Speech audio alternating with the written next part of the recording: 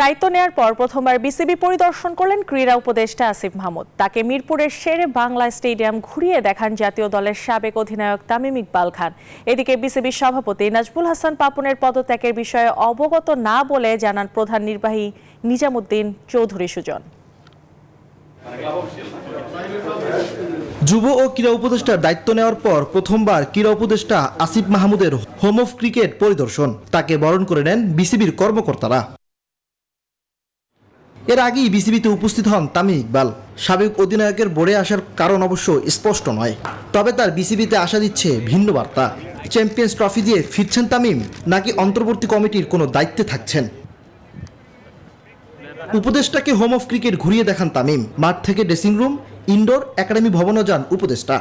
অবকাঠামোগত যেই অবস্থা আছে সেটা দেখতে চেয়েছিলাম, সেটা দেখলাম ঘুরে ঘুরে সব জায়গায়। এবং নারী ক্রিকেট দলের সাথে দেখা হলো, তারা সামনে স্বাদে ভরপুর প্রাণ চানাচুর উইমেন টি20 ওয়ার্ল্ড কাপ খেলতে যাচ্ছে এবং যেই ব্যাপারগুলো এখানে উন্নয়নের প্রয়োজন আছে সে ব্যাপারে একটু নোট নিলাম। আশা করি সামনে এগুলো আমরা ঠিক করে দিতে। তামিমের বিসিবিতে আসা নিয়ে তৈরি হয়েছে জল্পনা কল্পনা। সাবেক অধিনায়কের ভোরে আসার কারণ অজানা বোর্ড কর্তাদের কাছেও।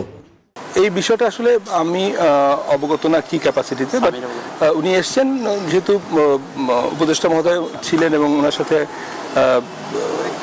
সাথে কথা হয়েছে। উপদেষ্টা মহোদয়ের সাথে উনি ছিলেন, আমি দেখেছি। এর বাইরে কিছু বলতে পারবেন না। বিসিবি সভাপতি নাজমুল হাসান পদত্যাগ করতে রাজি।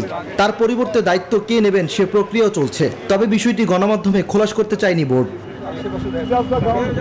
ইমরান হোসেন, নিউজ 24, ঢাকা।